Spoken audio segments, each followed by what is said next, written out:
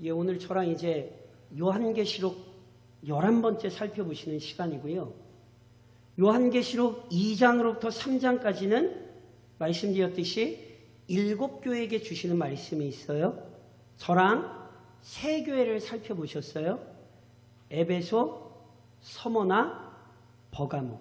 그리고 오늘 이제 4번째 교회가 등장하는데 그 교회는 두아디라 교회입니다. 이 두아디라 교회가 있는 지역, 다시 말해 두아디라라는 도시는요, 실은 저랑 계속 이제 3장까지 살펴보시는 그 다른 6도시에 비해 실은 그렇게 알려진 내용이 많지 않아요. 그런데 어찌됐건 이 도시 역시 몇 가지 중요한 좀 특징들이 좀 있거든요.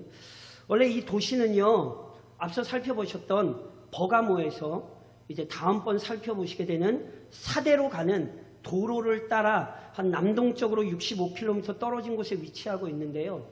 원래 이 지역 자체가 저희는 저희 지금 거기가 어딘지 몰라서 잘 이해할 수 없지만 어찌됐건 이곳은 지리적으로 군사적 요충지입니다. 군사적 요충지라는 말을 다른 말로 바꾸면 어떻게 되는지 아세요? 이 지역은 싸움이 엄청나게 많이 나는 지역이란 뜻이에요. 그러니까 강대국들이 또는 내노라 하는 나라들이 하여튼 이 지역을 차지하려고 오랜 시간 서로 침략하며 싸움을 벌였던 것이에요. 그런데 로마라고 하는 강대국이 등장하면서 실은 이 혼란스러움이 평정돼요. 제가 버가모 교회 하면서도 말씀드렸잖아요. 로마 하며 당시 사람들은 정의의 칼을 생각을 했어요. 그 칼이라는 게 힘과 권력이잖아요. 그러니까 로마가 어떤 나라를 지배하잖아요. 그럼 로마의 권세 아래 들어가면 로마가 통제하기 때문에 그 지역은 이제 로마의 보호와 다스림을 받아요. 그것을 이제 역사적으로 저희가 보통 뭐라고 표현하냐면 아마 들어보셨을 거예요. 팍스 로마나라 그래요. 로마의 평화라고. 근데 따지고 보면 평화가 아니에요.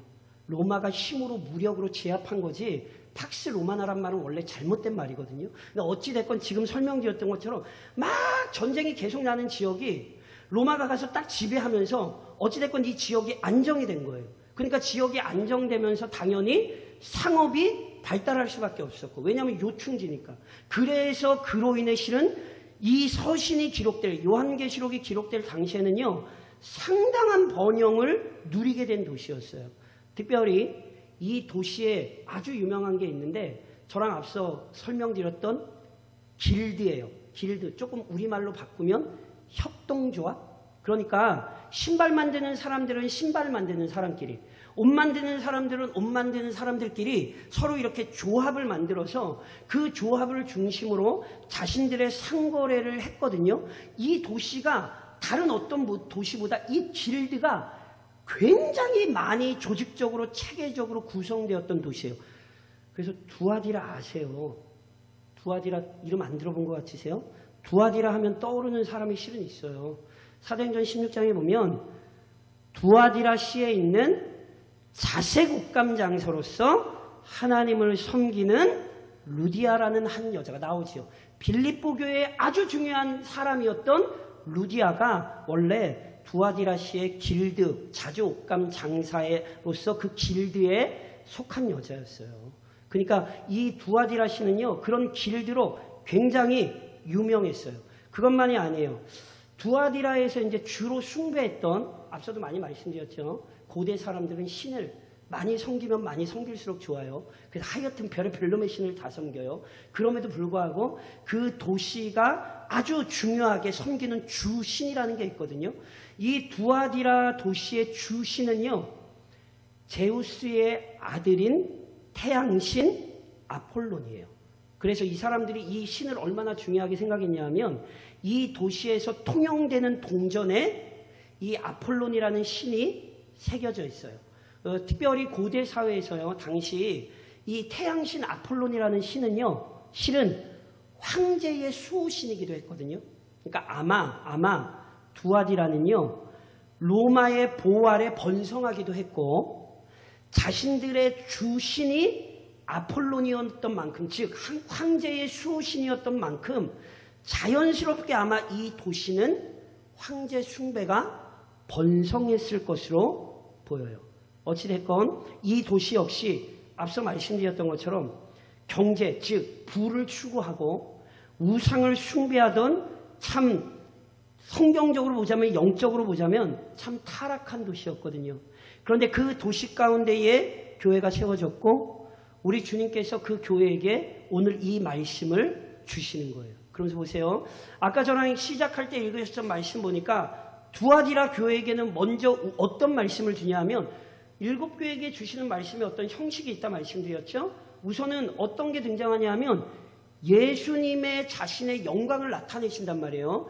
그런데 두아디라 교회는 예수님이 자신을 어떻게 나타내시냐면 그 눈이 불꽃 같고 그 발이 빛난 주석과 같은 하나님의 아들이 이르시되, 앞서도 계속 설명드렸던 것처럼 우리 주님께서 여러 가지 우리 주님의 영광스러움 중에 각 교회의 필요와 형편에 따라 자신을 나타내신다 말씀드렸죠. 그러니까 두아디라 교회에 그 눈이 불꽃 같다, 발이 빛난 주석 같다, 하나님의 아들이다, 이렇게 우리 주님이 자신을 나타내신 이유가 있단 말이에요. 자, 앞서 저랑 1장을 보실 때 이미 살펴보셨어요. 눈이 불꽃 같다, 이건 모든 것을 감찰하며 아신다는 뜻이에요. 오늘도 우리 주님이 우리의 마음과 생각과 뜻을 다 보십니다. 믿으시죠? 이걸 이제 불꽃 같다 이렇게 표현하는 거예요. 그 발이 주석 같다, 어떤 의미로 말씀드렸냐 하면 성경에 보면 원수를 발로 밟잖아요. 그러니까 발이 주석, 구리와 같다라는 건 강력한 발이에요. 강력한 발. 그러니까 강력한 발이란 앞서 설명드렸던 것처럼 심판의 권세를 의미하는 거예요. 그러니까 보세요. 우리 주님은 모든 것을 다 뚫어보시고 완전한 심판의 권세로 이 모든 세상을 심판하신단 말이에요. 그런데 그렇게 뚫어보고 심판하시는 우리 주님이 어떤 분이시냐 하면 하나님의 아들이란 말이죠. 자, 여기서 하나님의 아들이라는 표현은요, 실은 저랑 앞에 1장에서 살펴봤던 예수님의 영광스러운 모습에 대한 하나님의 아들이라는 표현이 실은 안 쓰였어요. 눈이 불꽃 같고 발이 주석 같고 그 입에서 검이 나오고 이런 표현들이 다 원래 1장에서 저랑 살펴보실 때 예수님의 모습으로 살펴봤는데 단 하나, 여기 하나님의 아들이라는 표현은 1장에 등장을 안 했어요. 그리고 실은 요한계시록에도 하나님의 아들이라는 표현은 딱 여기만 나와요. 그럼 도대체 왜 두아디라 교회에 하나님의 아들로서 우리 주님이 자신을 나타내시는가? 제가 아까 이런 설명드렸죠. 두아디라가 섬기는 주신이 뭐라고요? 까먹으셨죠? 아폴론, 태양신이에요. 그런데 그 아폴론 태양신이 누구냐 하면 신들의 신이라 불리는 제우스의 아들이에요. 그래서 두아디라 교회에 우리 주님이 지금 자신을 하나님의 아들로 설명하고 있는 거예요. 왜요? 당시 두아디라에 살던 사람들은 다 누구를 신의 아들로 알아요? 아폴론을 신의 아들로 알아요. 그리고 아폴론을 신의 아들로 알고 그래서 아폴론을 주신으로 섬기고 있단 말이에요. 그런데 그 지역에 살던 그리스도인들에게 우리 주님이 자신을 나타내면서 뭐라고 말씀하시는 거예요? 사람이 만들어낸 태양신 아폴로가 하나님의 아들이 아니라 우리 주님만이 하나님의 아들이라는 사실을 강조하는 거예요. 특별히 요한계시록에는 이것이 한 번만 쓰였지만 요한계시록을 기록한 사도 요한 선생님이 요한복음에서 이 하나님의 아들이란 표현을 너무 좋아하시거든요. 그러면 요한복음에서 하나님의 아들은 어떤 뜻인지 아세요? 우리가 가진 복음서가 4개가 있습니다. 어떤 복음서요? 마태복음, 마가복음, 누가복음, 요한복음. 복음서가 4개가 있는 이유는 그 4개의 복음서 모두가 다 각각 예수님의 모습을 우리에게 다르게 설명하기 때문에 그래요. 마태복음은 왕이신 예수님, 마가복음은 종으로 오신 예수님, 누가복음은 인간으로 오신 예수님, 요한복음은 하나님의 아들로 이 땅에 오신 예수님. 요한복음의 가장 중요한 강조점이 하나님의 아들 예수님이거든요. 그러니까 이 하나님의 아들은 이미 요한복음에서 설명되었던 바 태초로부터 계셨고 만물을 창조하시는 데 동참하셨으며 지금도 온 세상을 다스리고 계시는 다니엘 7장에서 보았던 언젠가 모든 권세가 그 발 아래 굴복하게 될 바로 그 하나님의 아들 예수님이라는 사실을 강조하는 거죠. 그래서 두아디라 교회의 예수님을 하나님의 아들로 설명하면서 너희는 세상 권세에 절대로 굴복하면 안 되고 이 모든 세상을 감찰하고 계시고 꿰뚫고 계시며 강대한 심판의 권세로 온 세상을 치리하실 바로 그 하나님의 아들 예수님만 따라야 된다. 이 사실을 지금 강조하고 있음을 기억하셔야 돼요. 더 나아가 자 저랑 19절을 같이 읽으실까요? 19절에 이런 말씀이 있죠. 그렇게 자신을 나타내신 우리 주님께서 19절에 두아디라 교회를 칭찬하세요. 칭찬의 내용이 뭐냐면 자 19절을 읽겠습니다. 같이 시작. 내가 내 사업과 사랑과 믿음과 섬김과 인내를 아노니 내 나중 행위가 처음 것보다 많도다. 아멘. 자 보세요. 우리 주님이 두아디라 교회를 칭찬하고 계세요. 그러면 우리 주님이 두아디라 교회를 어떻게 칭찬하는가? 우리 주님이 안 돼요. 자, 우리 성경 말씀에 우리 본문에 내 사업과 사랑과 믿음과 섬김과 인내를 아노니 이렇게 돼서 그게 쭉 같아 보이지만 여기 지금 사업이라는 말이 제일 앞에 독단적으로 나오는 말이에요. 그래서 여기 사업이라는 말은 조금 다른 말로 원문으로 직역을 하면 행위들이에요. 그러니까 제가 다시 설명드리면 예수님이 두아디라 교회를 향해 지금 뭐라고 말씀하시냐면 내가 너의 행위를 안다 말씀을 하시는 거예요. 우리 주님이 불꽃 같은 눈동자로 모든 것을 꿰뚫어 보시는 우리 주님이 내가 네 행위를 지금 안다 말씀을 하세요. 그러면 우리 주님이 아는 두아디라 교회의 행위가 뭐예요? 그게 네 가지예요. 우리 주님이 두아디라 교회의 행위를 아는데 그 행위가 네 가지로 등장한 거예요. 사랑과 믿음과 섬김과 인내 이렇게 되는 거예요. 그래서 보세요. 우리 주님께서 두아디라 교회를 칭찬하시되 그들의 사랑과 믿음과 섬김과 인내를 칭찬하시는 거예요. 자, 사랑. 앞서도 저랑 에베소 교회 할 때 제가 말씀드렸죠. 성경에서 사랑은요. 어떤 단순히 감정적인 어떤 느낌을 얘기하는 게 아니라 바른 지식에 따른 실천을 얘기하는 거거든요. 이게 성경적인 사랑이에요. 그래서 바른 지식에 따른 실천이 뭘로 나오냐 하면 크게 하나님 사랑, 이웃 사랑으로 나오는 거예요. 이게 율법의 요구이고 이것이 하나님께서 그의 교회에게 요구하시는 신앙의 아주 중요한 표지예요. 그러니까 두아디라 교회는 어떤 교회냐면 하나님을 사랑하고 이웃을 사랑하는 교회였어요. 더 나아가 이 교회는 믿음이 좋은 교회였어요. 여기 믿음이라고 하는 것은 철저히 하나님만 신뢰하는 것을 의미해요. 그러니까 두아디라 교회는 비록 어려운 형편 속에 있었지만 말씀 붙들고 그리고 하나님을 신실히 섬기는 일에 성도들이 열심을 모았던 거죠. 그래서 이 교회는 믿음이 좋다 칭찬받은 거예요. 더 나아가 섬김이란 말 그대로 나만이 아니라 하나님의 교회와 세상을 위하여 적극적으로 나서서 봉사하며 헌신하는 거예요. 그래서 성경은 하나님의 은혜가 차고 넘친 결과가 결국은 섬김으로 나타난다는 사실을 우리에게 굉장히 많이 강조하거든요.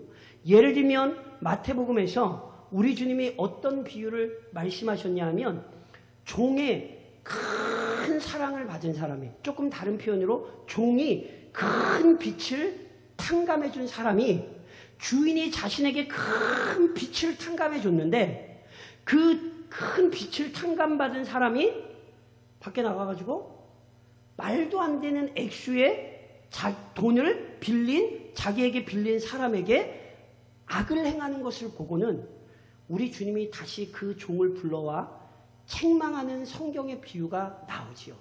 그 빛을 탕감받았다는 얘기를 조금 뒤집어서 설명하면 많은 사랑을 받았다는 거예요. 그러니까 보세요. 섬김이 많은 건 왜 많을 수 있냐 하면 하나님께서 우리를 많이 섬겨주신 걸 알기 때문에 가능한 거예요. 하나님의 사랑을 많이 받은 사람은 동시에 하나님의 사랑을 나눌 줄 알고 그 사랑의 마음으로 다른 사람을 섬길 줄 아는 거예요. 그래서 이 교회는 섬김이 많았던 거예요. 은혜에 대한 감격이 있다 보니 열심으로 섬겼던 거죠. 또 하나 이 교회는 인내하는 교회였어요. 자, 인내하면 그냥 어쩔 수 없이 참는 것을 생각하실 수 있는데 성경적인 인내의 개념은요. 적극적입니다. 그러니까 그냥 아무것도 못해서 그냥 묵묵히 있는 게 아니에요. 마음으로 끊임없이 하나님의 뜻을 기억하면서 그 인내의 끝이 영광이라는 사실을 기억하면서 믿음으로 참아내는 게 성경적인 인내입니다. 그래서 저랑 계속 마지막 말씀이 다 어떻게 나와요? 이기는 자는, 이기는 자는, 이기는 자는 이렇게 나오죠? 그러니까 보세요. 이긴다라는 말씀은 지난 시간에도 말씀드렸던 것처럼 결국 뭐 하는 사람이냐면 끝까지 인내하는 사람을 얘기하는 거예요.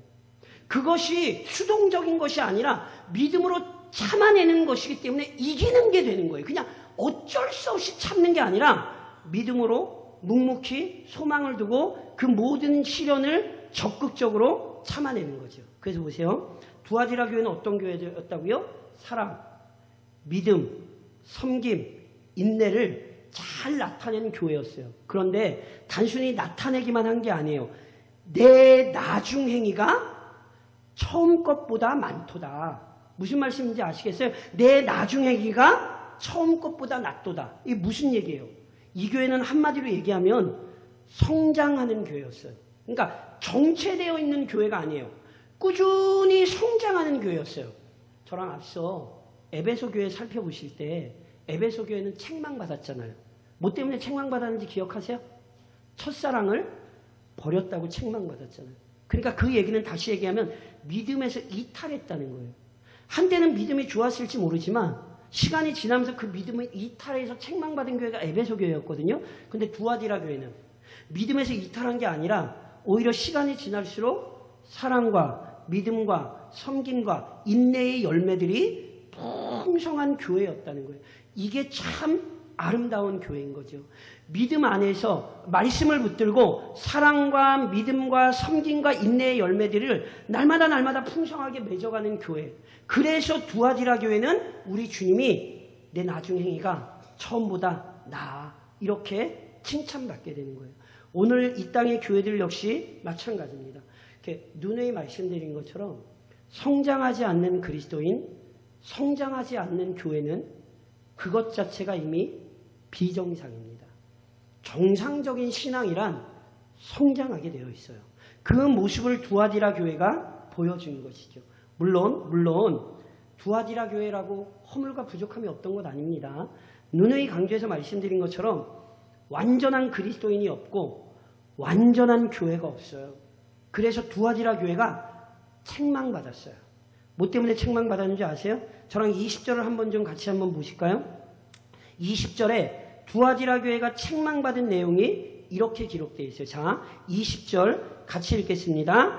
그러나 내게 책망할 일이 있노라. 자칭 선지자라 하는 여자 이세벨을 내가 용납함이니 그가 내 종들을 가르쳐 꿰어 행음하게 하고 우상의 제물을 먹게 하는도다. 자, 보세요. 분명히 처음 행위보다 나중 행위보다 낫다고 칭찬을 받았지만 두아디라 교회가 가지고 있는 연약함이 있어서 우리 주님이 지금 책망하시는 거예요. 앞서도 계속 말씀드렸던 것처럼 미워서 책망하시는 거 아니에요? 더 성장하라고 이 부분에 있어서 더 많이 성장하라고 책망하시는 거예요. 그럼 그 책망하시는 내용이 뭔가? 자칭 선지자라 하는 여자 이세벨을 내가 용납하니. 자, 무슨 얘기인지 아시겠어요? 두아디라 교회에 누가 있었어요? 자칭 선지자라 하는 여자가 있었어요. 자칭 선지자라 한다. 무슨 얘기인지 아시겠죠? 이단이란 얘기예요. 이단. 제가 다시 한번 말씀드리지만 이단은 교회 안에 있습니다. 게다가 이 여자가 가만히 있지 않았어요. 자칭 선지자라 했다라는 건 어떤 교회 안에서 권위를 가지고 참 선지자인 것처럼 가장하고 행동했다는 뜻이에요. 오늘 이 여자의 이름을 이세벨이라 칭했잖아요. 진짜 이름을 저희는 이세벨로 보지 않아요. 이걸 비유로 봐요. 비유. 그러니까 이 여자를 성경이 지금 이세벨과 같다 부르고 있어요. 자, 이세벨. 누군지 기억하세요? 이세벨? 구약 역사를 보면 남유다와 북이스라엘이 있죠. 남유다 왕들은 하나님께서 다윗의 왕권이 이어지도록 끊임없이 은혜를 주셔서 중간중간 선한 왕들이 한 명씩 나와요. 그래서 잘 아시는 것처럼 뭐 히스기야라든가 요시야라든가 이런 아사라든가 선한 왕들이 이렇게 튀어나오죠.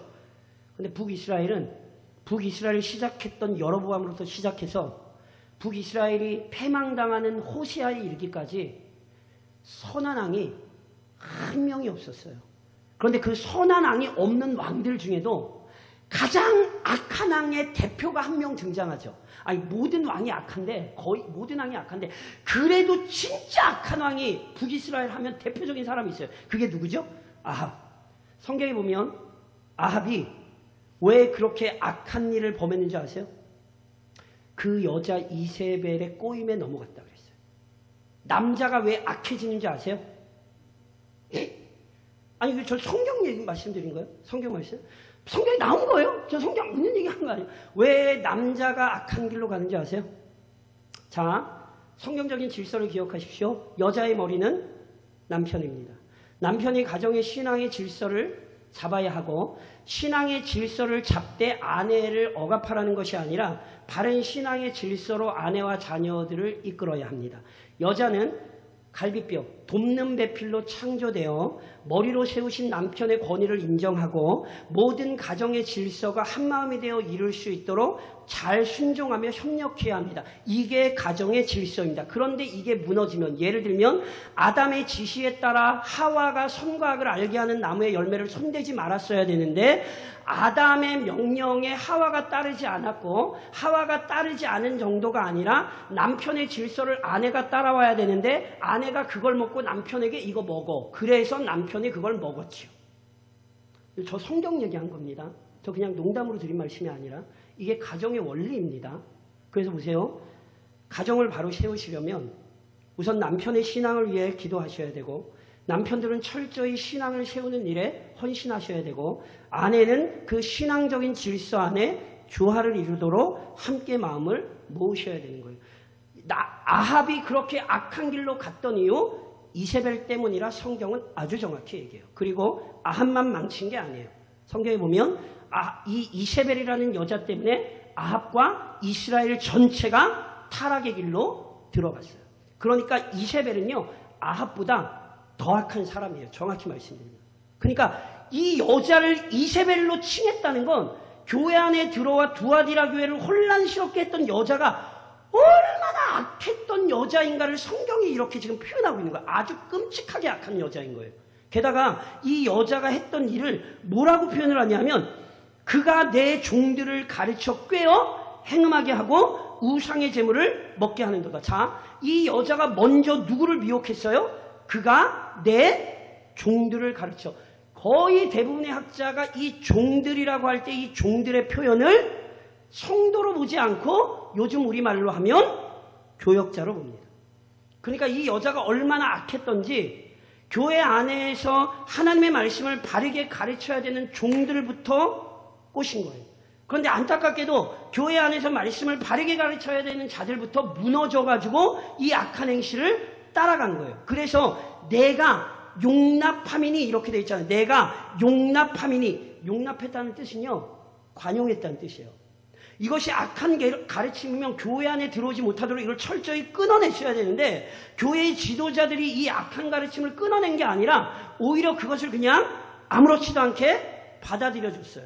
그래서 오히려 하나님의 말씀을 가르쳐야 되는 자들부터 행음을 하고 우상의 제물을 먹었어요. 제가 말씀드렸죠. 자, 지난 시간에 제가 버가모 교회 하면서도 설명드렸어요. 이게 지금 어떤 얘기냐면 고대 사회는 우상 숭배와 음행이 떨어지지 않아요. 우상을 숭배하는 자리가 음행을 범하는 자리예요. 그래서 성경에서 우상 숭배를 얘기할 때 음행이 나올 땐 두 가지 음행이 다 포함된 거예요. 하나는 육적인 음행.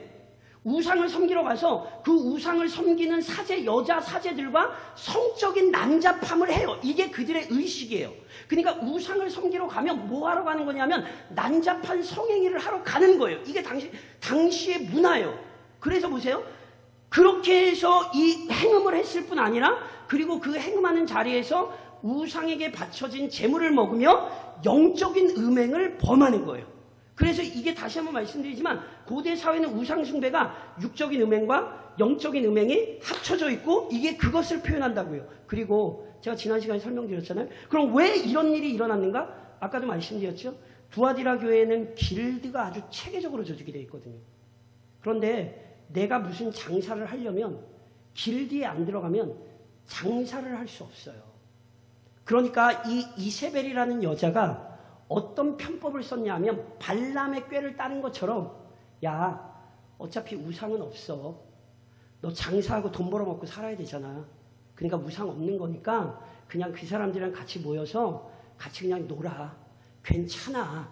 우상 없으니까 거기 가서 먹고 마시고 행음해도 우상은 없는 거니까 괜찮아. 그리고 너 열심히 돈 벌어서 그 돈 가지고 하나님 앞에 헌금하면서 그렇게 신앙생활 그냥 잘하면 돼.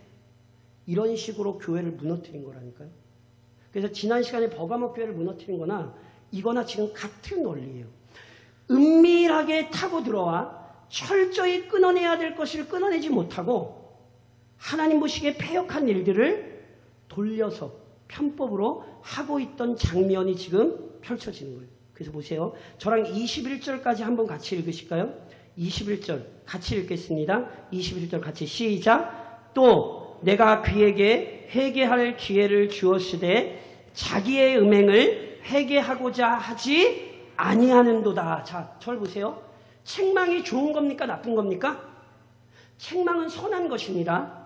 우리 주님의 책망은 우리를 돌이키기 위한 거예요. 그래서 보세요. 우리 주님이 이미 두아디라 교회 그리고 이세벨이라고 하는 악한 여자에게 뭐 했냐면 내가 그에게 회개할 기회를 주었을 때 우리 주님이 저희가 어떤 것인지는 잘 모르겠지만 분명히 이 여자가 그리고 다음 시간에 살펴보겠습니다만 이 여자를 따르던 악한 세력에 물들어 있던 사람들에게 분명히 회개하며 돌이킬 기회를 우리 주님이 주셨어요.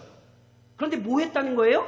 회개할 기회를 주었을 때 뭐 하지 않았다고요? 자기의 음행을 회개하고자 하지 아니하는도다. 이 말은 잘못된 걸 안다는 거예요.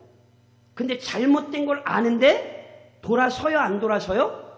안 돌아서는 거예요. 이게 영적인 아주 큰 무지일 뿐 아니라 굉장히 교만한 태도라는 사실을 잊으시면 안 돼요. 제가 눈이 강조해서 말씀드린 것처럼 참된 성도, 믿음의 성도는 돌이키는 사람이에요. 누구도 완전한 사람이 없고 누구도 완전한 교회가 없기 때문에 하나님의 말씀에 반응하여 잘못된 길을 떠나오는 성도, 이전에는 잘못했더라도 하나님의 말씀이 바르게 선포될 때에 올바른 길로 돌이키는 교회, 그게 진짜 성도며 교회라니까요. 회개할 기회를 주었음에도 불구하고 회개하지 않는 것이 굉장히 끔찍한 악행이라는 사실을 명심하셔야 돼요. 그러면서 오늘 저랑 제가 이렇게 좀 한번 여기까지만 좀 하면서 저를 좀 한번 따라 하시겠어요? 자, 가슴에 손을 얹고, 자, 가슴에 손을 얹고 따라 하세요. 성장하십니까? 저 째려보지 마시고 이렇게 가슴에 손을 얹고 본인한테 물으시면 성장하십니까? 예, 내리셔도 돼요. 무슨 질문인지 아시겠죠?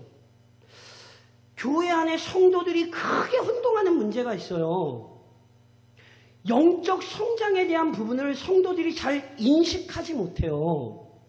그래서 앞서 말씀드렸던 것처럼 갓난아이가 태어나면 정상적으로 어른으로 성장하는 것처럼 그리스도인의 신앙이란 처음에는 갓난아이가 같이 태어났다가 시간이 지나면 지날수록 올바르게 성장하는 거예요. 그러니까 만일 다 아시잖아요. 아기가 태어났는데 성장을 하지 않는다? 문제가 있는 것입니까? 없는 것입니까? 엄청나게 심각한 문제가 있는 거죠. 그건 정상이 아닌 거예요. 우리의 영적인 상태도 그렇다니까요. 눈에 강조해서 말씀드린 것처럼 신앙생활을 1년 하고 2년 하고 3년 할수록 신앙은 달라져야 되는 거예요. 그런데 5년을 신앙생활을 하고 10년을 신앙생활을 했는데 5년 전이나 10년 전이나 내 신앙의 모습이 똑같다면 신앙생활을 안 하신 거라니까요. 근데 우리는 이걸 잘 이해를 안 하려고 그래요. 목사님이나 그렇게 하는 거고 뭐 장로님들이나 이제 교회 뭐 이렇게 열심히 하시는 분들이나 그렇게 하는 거고, 나는 거기에 포함이 안 된다라고 생각을 하시는 거예요. 굉장히 심각한 무지입니다. 성경은 전혀 그렇지 않아요.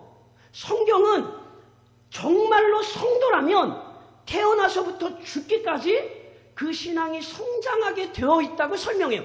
그래서 제가 이런 말씀 드린 거 기억하세요? 이거 반드시 기억하셔야 돼요. 성도가 신앙이 제일 좋을 때가 언제입니까? 뭐라고 하시면서 답이 나온 것 같은데, 제가 많이 말씀드렸어요. 이거 제 얘기 아니에요. 성경의 얘기예요. 성도가 신앙이 가장 좋을 때가 언제입니까? 예, 동시다발적으로, 예, 다시 기억하셔야 돼요. 성경적인 질서에서 성도의 신앙이 가장 좋을 때는 죽기 전입니다. 그래서 조직신학에서는 죽음을 뭐라고 표현한다 그랬어요? 따라하세요. 성화의 정점. 제가 만들어낸 얘기 아니에요. 저 그렇게 안 똑똑해요. 물론 똑똑해요. 근데 똑똑한데 그렇게는 안 똑똑해요. 이거 제가 만들어낸 얘기 아니에요. 성경이 우리에게 가르치는 얘기고, 오죽하면 우리 믿음의 선배들이 조직신학에서 죽음은 성화의 정점이라고 했어요. 그래서 오늘 제가 오전에 다 얘기 못했지만 야곱, 요셉, 아브라함 죽을 때를 보세요.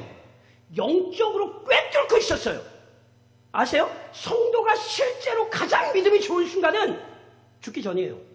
다시 말하면 죽을 때까지 성장한다는 거예요. 근데 보세요. 동시에 이걸 또 이렇게 오해를 하세요. 신앙이 성장한다 그러니까 그 성장이란 개념을 자꾸 뭘로 생각을 하시냐면 헌금 많이 하고 일 많이 하고 이런 걸로만 생각을 하시는 거예요. 그런 게 포함이 안 된다는 의미 아닙니다. 믿음의 수준에 따라 헌금의 어떤 양도 달라질 수 있습니다. 그리고 성신앙이 깊어가면서 헌신의 모양들이 많이 나타나는 것 맞습니다. 오해하지 마십시오. 그런데 그렇게만 생각하시면 안 돼요. 오늘 저랑 살펴보셨던 이 교회가 처음보다 나중이 낫다라고 할 때 그 내용이 다 뭐냐면 사랑, 믿음, 헌신, 그리고 뭐였죠? 인내. 자, 이 개념들은 다 뭐냐면 영적인 개념들이에요. 그러니까 사랑은 영적인 개념이에요. 믿음은 영적인 개념이에요. 섬김, 아까 말씀드렸죠? 하나님의 은혜가 풍족하면 당연히 섬김이 나오는 거예요. 어거지로 만들어내는 게 아니에요. 인내, 영적인 개념이에요. 그래서 제가 조금 다른 말로 설명드릴까요? 성장한다는 게 뭔지 아세요? 저를 좀 따라 하시겠어요? 말씀을 깊이 이해하는 것. 보세요. 육신은 연약해요. 그래서 교회에 와서 뭔가 일을 할 수는 없어요. 그런데 그분은 날마다 신앙이 성장해요. 그래서 하나님의 말씀을 펼 때마다 그 말씀에 대한 이해가 너무너무 깊어지는 거예요. 시간이 지나면 지날수록 예전에는 깨닫지 못했던 말씀이 이게 이 말씀이었구나. 그게 믿음의 성장이에요. 그 하나님의 말씀에 대한 이해가 우리의 신앙을 깊이 있게 가져가는 거라니까요. 그리고 그것만이 아니에요. 신앙이 성장하는 게 뭘로 나타나는 줄 아세요? 다시 한번 따라 하시겠어요? 기도가 변한다. 무슨 얘기인지 아세요? 신앙이 어릴 땐 기도의 내용이 어려요. 그래서 조금 무한 얘기로 절에 가서 비는 사람의 내용이나 성도라고 하면서 기도하는 내용이 수준이 똑같을 수 있어요. 그러시면 안 돼요. 제가 누누이 말씀드릴 때 그 사람의 기도를 들으면 그 사람의 영적 상태가 나와요. 기도의 내용이 깊어지는 거예요. 예전에는 이 땅의 것에 기도가 매여 있고 개인에게만 매여 있고 육신적인 것에 매여 있었다면 기도의 지경이 넓어지고 기도의 내용이 풍성해지고 기도 속의 소망이 정말 어마어마해지는 거예요. 그래서 성경의 이해가 깊어지면서 기도가 달라져요. 교회에 나와서 뭘 하느냐 마느냐 이 문제가 아니에요. 내가 알아요. 말씀을 읽으면서 내가 성장한다는 사실을 깨달아 알아지고요. 내 기도가 달라지는 걸 내 스스로 느껴요. 예전에는 내 기도의 폭이 좁았는데 그게 얼마나 영광스러운가를 알게 돼요. 예전에는 10분밖에 기도를 못했는데 기도의 깊이가 깊어지니 기도의 시간이 자연스럽게 늘어나게 되는 거예요. 이건 억지로 만들어내는 게 아니에요. 이건 영적인 성장이 가져오는 열매이지. 그리고 또 하나만 따라하시겠어요? 다시 한번 따라하세요. 영적 싸움. 영적으로 성장한다는 게 뭔지 아세요? 이 사람은 모든 일에 영적 싸움을 이해할 줄 알아요. 교회 안의 모든 일들이 단순히 사람의 일이 아니라 그 뒤에 하나님께서 역사하시는 것과 사단이 그것을 막으려고 하는 악한 세력이 있음을 볼 줄을 알아요. 가정에 어떤 문제가 생겼을 때 단순히 이게 어떤 가정의 문제가 아니라 그 가정의 일 뒤에서 하나님이 무언가를 일하고 계시다는 사실을 볼 줄을 알아요. 그래서 아침에 저랑 요셉 얘기했잖아요. 형들이 자기를 팔았어요. 그런데 요셉의 입에서 나중에 뭐라고 고백해요? 당신들이 날 판 게 아니라 하나님이 나를 이곳에 보내신 거라고. 영적 싸움을 인식할 줄 아는 거예요. 그 사람의 시선 자체가 육신에 매여 있지 않아요. 이게 성장이에요. 뭐를 많이 해라, 뭐를 많이 갖다 바쳐라, 이런 얘기가 아니에요. 그래서 정직하게 물으셔야 된다니까요. 10년, 20년, 30년 신앙생활 하시는데 달라지셨습니까? 정말 달라지셨습니까? 작년보다 올해 하나님의 말씀 더 깊이 이해하고 계십니까? 예전에는 이해하지 못했던 말씀을 이해한 것으로 인해 내 마음에 진짜 기쁨이 차고 넘치고 그 말씀을 붙들고 씨름하는 기도의 시간이 늘어가고 모든 것에 영적인 역사들이 있다는 사실을 기억하고 그것을 지금 깨닫고 계시냐고요. 두아디라는 오늘 우리에게 이걸 요구하는 거예요. 우리 주님이 칭찬하셨어요. 너는 비록 곤란 가운데 있으나 너는 성장하는 교회다. 65년의 역사를 잘 돌아보셔야 돼요. 성장하는 교회 맞습니까? 아니면 예전의 어리석음 반복하고 예전의 일에 발이 묶여서 벗어나지 못하고 전전긍긍하고 있습니까? 오늘 두아디라 교회의 칭찬이 우리 교회에 적용될 수 있도록 온 성도가 함께 마음을 모으시고 무엇보다 영적으로 깨어 성장하는 주의 자녀들 교회가 되시기를 우리 교회 머리이신 주님의 이름으로 권면드립니다.